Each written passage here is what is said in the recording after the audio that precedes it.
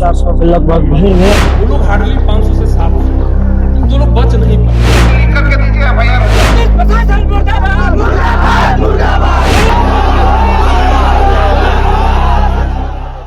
रामनवमी के पर्व पर जहां पूरे देश में भगवान श्री राम की आराधना में लोग जुटे हैं, तो दूसरी तरफ झारखंड के गढ़वा में दो समुदाय आमने सामने हो गए।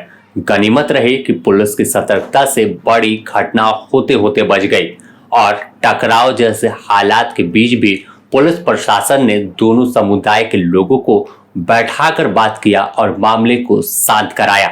लेकिन पूरा विवाद शुरू कैसे हुआ, चलिए बताते हैं। क्या तर्क दोनों समुदाय के लोगों का है और कहानी क्या चल रही है? कौन है जो गढ़वा का आपसी सौहार्द बिगाड़ने की कोशिश कर रहा है? किसे डीजे से प्रॉब्लम हो गई? सबसे पहले अगर हम बात करें तो गढ़वा जिले के रमकंडा थाना क्षेत्र में डीजे बजाने को लेकर दो समुदाय आमने सामने हुए। मामले को लेकर गुरुवार को भंडरिया और डाल्टनगंज सड़क को भी जाम कर दिया गया। पुराना थाना मोड़ पर घंटों सड़क जाम रहा और एक पक्ष के लोग दूसरे पक्ष के गिरफ्तारी करने की मांग के साथ साथ थाना प्रभारी पर कार्रवाई की मांग को लेकर धरने पर बैठ गए। स्थिति बिगड़ता देख सीनियर अधिकारी पहुंचे और पूरे मामले को किसी तरह से कैसे निपटारा किया जाए, इस पर दोनों समुदाय के प्रबुद्ध लोगों के साथ बैठक की। बता दे कि एक समुदाय के लोग प्रखंड मुख्यालय की बिचला टोला स्थित कौवा खो शिव चबूतरा के पास बुधवार की शाम महावीर पताका स्थापित करने गए हुए थे। यहीं से विवाद शुरू हो गया। बताया जा रहा है कि डीजे बजाते हुए और पूजा कर वापस लौट रहे थे, तभी दूसरे समुदाय के कुछ लोग पहुंचे और डीजे को बंद कराकर नारेबाजी करने लगे। वहाँ से आने के बाद देखिए पूरा लड़के लोग मुस्लिम समुदाय के लड़के लोग कुछ ही लड़का सर, हम कभी कोई नहीं ज्यादा नहीं 8 से 10 लड़के लोग पूरा। हम कहे कि मेरा बात तो पहले सुन या तो तुम सुना, आखिर हुआ क्या है। वो लोग जैसे जो अपना जिद धरा की रहे थे, इस तरह काहे करने लगे, इसे काहे कर रहे हैं, काहे ऐसा हुआ, अपना काहे करने मतलब जाता था डीजे का है। अच्छा डीजे को लेके यहाँ तक गाली गलौज पर मेरे ऊपर आग बबूला हो गए।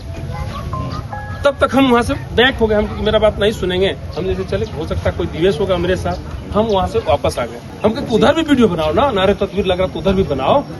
वो हम लोगों को सुनने के लिए तैयार नहीं है।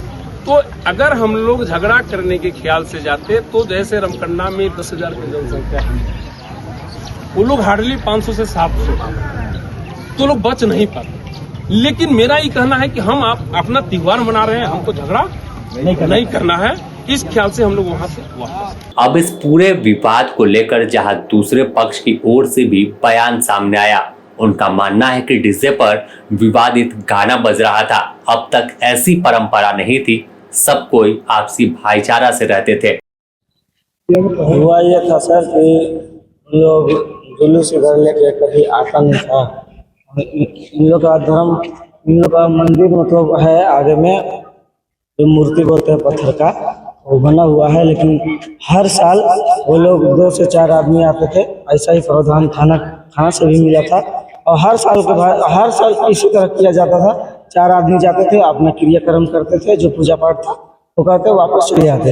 लेकिन इस वर्ष किए क्या कि वो लोग 200-400 के लगभग भीड़ में अपना डीजे लेकर, जो हमारा धर्म स्थल है वहाँ पर ला के 1-2 घंटे से बजा रहा है और बम फोड़ रहा है और विवादित मतलब साउंड बजा रहा है।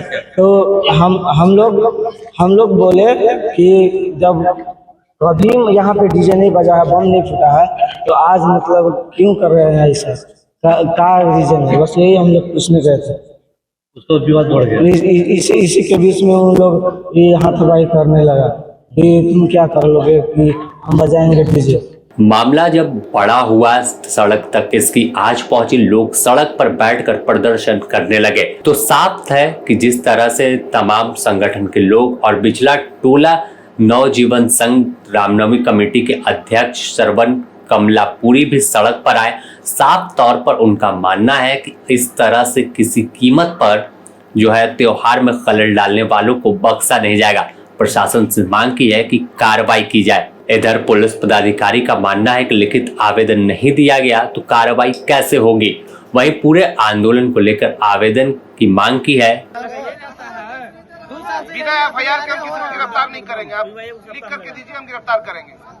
जहाँ इस तरीके का बात आता है सर, आप फिर आप बहस कर रहे हैं। हम बोले लिख करके देने के लिए आपको बोले लिख के एफआईआर दीजिए। आप बहस नहीं कीजिए, लिख के एफआईआर दीजिए। दे रहे हैं तो पहले दीजिए, उसके बाद बोलिए कुछ गिरफ्तारी के पहले लिख करके दीजिए, एफआईआर होगा, उसके बाद कार्रवाई होगा। हम लोग के सामने उन लोग को ले जाइए सर। तो फिलहाल पूरे इलाके में पुलिस बल की तैनाती की गई है। पूरा इलाका छावनी में तब्दील है। लोगों को साथ बैठकें कर पुलिस पदाधिकारी, प्रशासनिक महकमे के लोग पूरे विवाद को खत्म कर आपसी भाईचारे के साथ रामनवमी पर्व मनाने को लेकर बातें कर रहे हैं। अगर हम बात करें तो जहां जिस जगह पर विरोध हुआ था, हंगामा होने की खबर थी, उस जगह पर भी तमाम पुलिस बल के जवानों को तैनात किया गया है। खुद एसडीपीओ रंका रोहित रंजन सिंह वहां मौजूद है। थाना क्षेत्र अंतर्गत एक रामनवमी का जुलूस जो हनुमानी पताखा लेके एक बिचका टोला एरिया है रामकंडा थाना क्षेत्र में, वहाँ पे पटाखा गारने जब गई हुई थी तो जुलूस जब वहाँ से पटाखा गार के लौट रही थी तो मुस्लिम पक्ष के द्वारा कुछ विरोध जताया गया डीजे को लेके।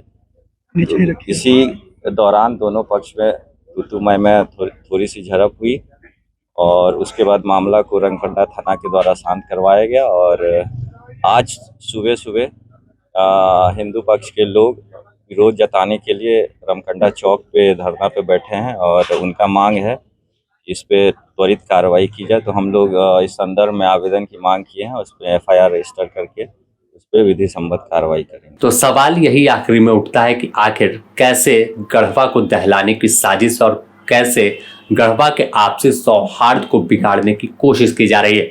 हालांकि तमाम प्रबुद्ध लोग हैं जो आपसी भाईचारे के साथ पर्व त्योहार मनाते हैं और उम्मीद है कि जब बैठक शुरू हो गई है तो जाहिर है कि अब रामनवमी का पर्व भी गढ़वा में बड़े ही धूमधाम के साथ मनाया जाएगा और तमाम लोग एक दूसरे को गले लगाकर भगवान श्री राम के इस पर्व को बड़े ही श्रद्धा के साथ मनाएंगे। गढ़वा से धर्मेंद्र कुमार की रिपोर्ट।